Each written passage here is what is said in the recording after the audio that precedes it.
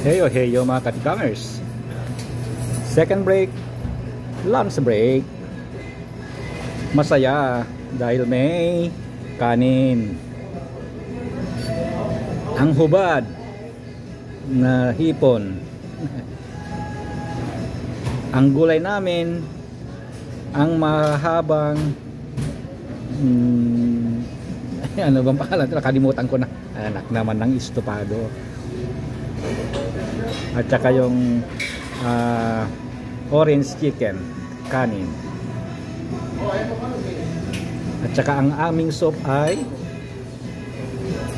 Asian soup, tokwat baboy.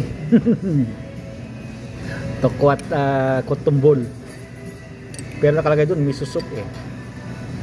Nakalagay yan, miso. Pero kutumbol at saka ano. Yung tikman na natin.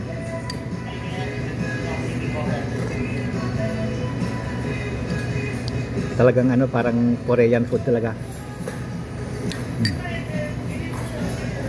Yung luto ng ano, sana hindi manghang masyado kasi mahilig sila sa manghang pag ano, paghipon eh.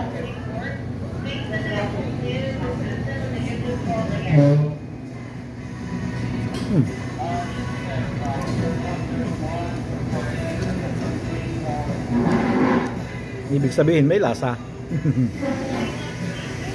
Kasi yung kung minsan matabang eh. Ito parang lutong bahay eh. Tikman din natin to.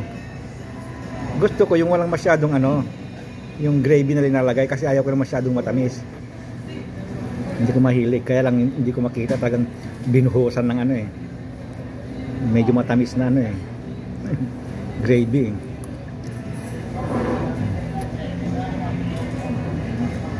Okay naman. Masyadong matamis. Kanin ang buhay. At saka aking panulak ay yung kumukulong ano, tubig. Pag ginalo mo eh talagang ano eh. Okay. Yun lang. At banata na natin yung handa nila kasi pag hindi tayo kakain, ibig sabihin hindi tayo nasasarapan, hindi na sila magluluto. Kaya kumain tayo.